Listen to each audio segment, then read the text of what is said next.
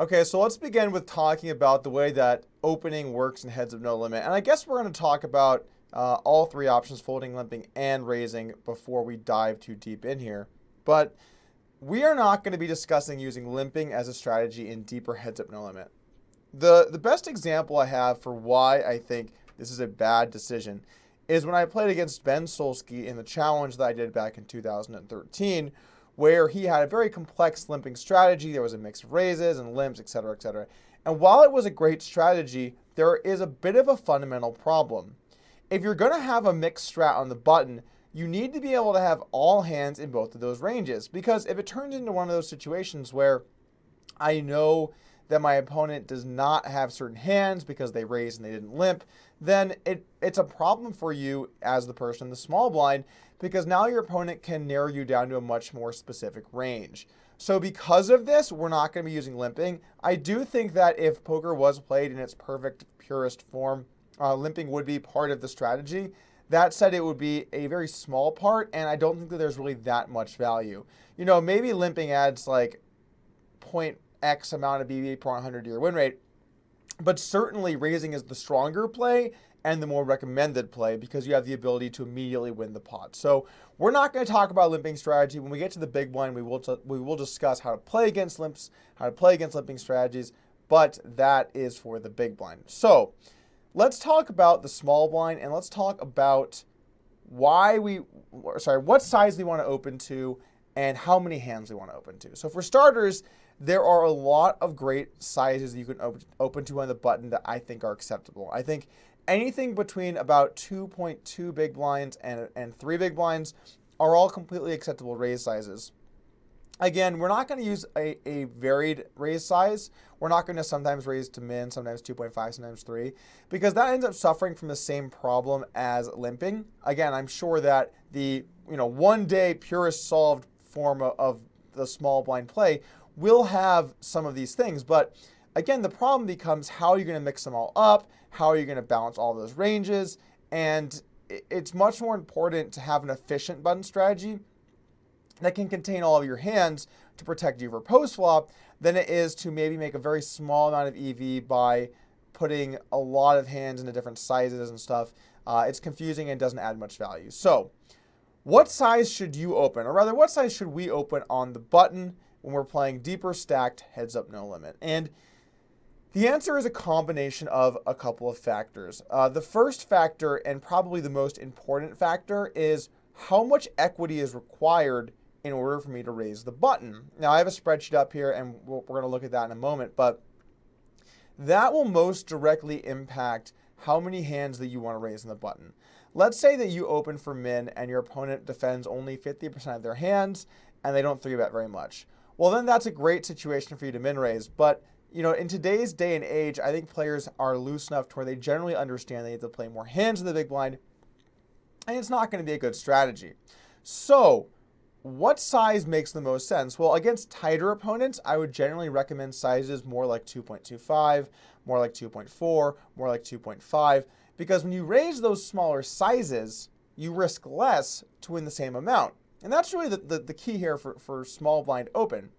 When you risk less to win the same amount against tight opponents, then you need a lot less equity to open into the pot, and you're going to make a lot more money with more hands. And that's, I guess, really what kind of it boils down to in heads up no limit in general. But you want to try and win the most pots that you're able to win, because then you make the most money. So I think against tight opponents, 2.25 to 2.5 is good. When you're playing very loose opponents and you know you're going to have to open on the tight side, it becomes a lot more acceptable to raise something in the vicinity of 2.5 to 3x.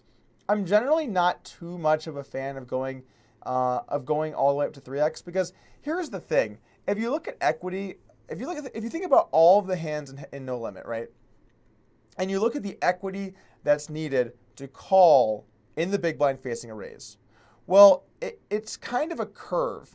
And there's a lot of really bad hands in no limit that have a tough decision.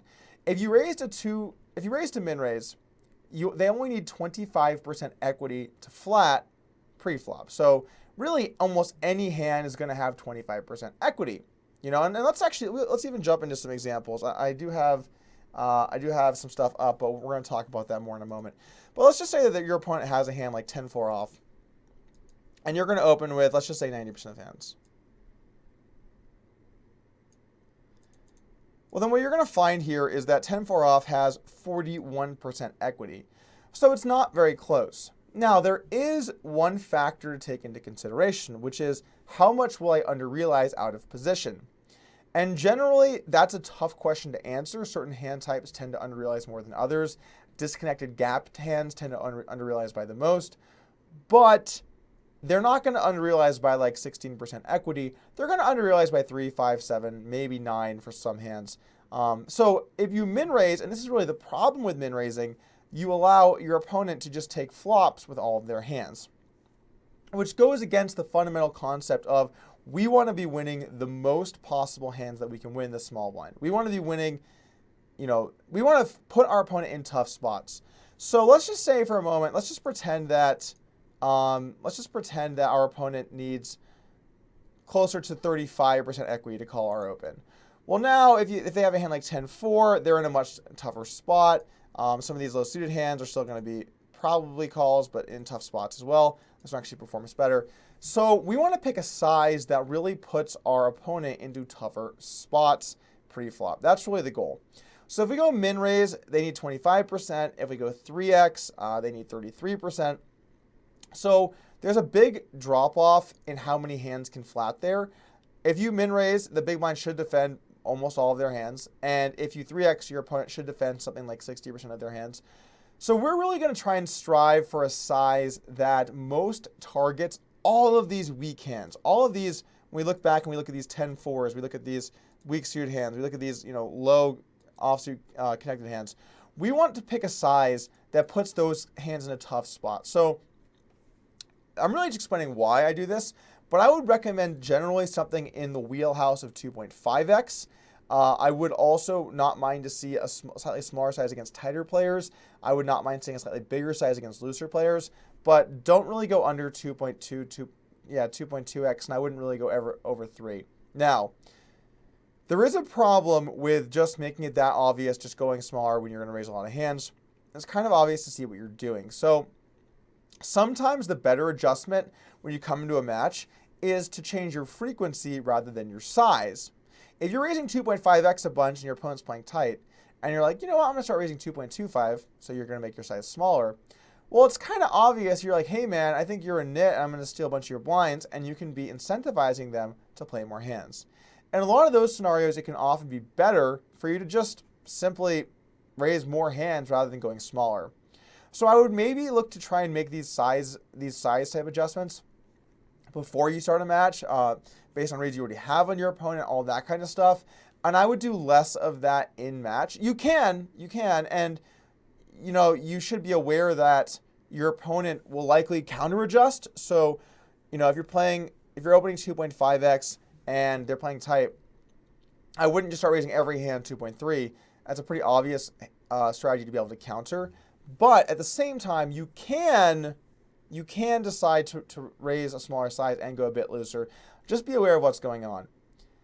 So as far as what size you need to go, I would generally say 2.5. And as far as frequency, I think, and I have these written down here as well. We're going to go into them a bit more in a second. But I think the best bet for you in terms of frequency is about 80%. If you go 80%, you're never going to be playing, that badly. 80%, think of it like this, guys. If you had to go into a match and know that no matter what, you're going to be okay, right? You're not going to crush them. You're not going to exploitatively crush them. Your raise might not be the best strategy. But if you went in and you're like, okay, I'm going to raise to 2.5, excuse me, and I'm going to raise with this many hands, about this range, you could take this, and if you learn nothing else about small blind open, just this, you would be good to go for the rest of your career. You would never lose a match because of your small blind strategy. It's loose enough to where some hands get to steal. It's tight enough where if someone starts to go nuts on you in the big blind, you're not going to have too many problems.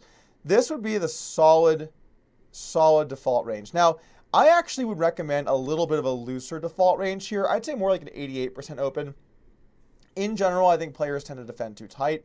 So maybe more like an 88%, 2.5x is good. But in general, this is about where you should be.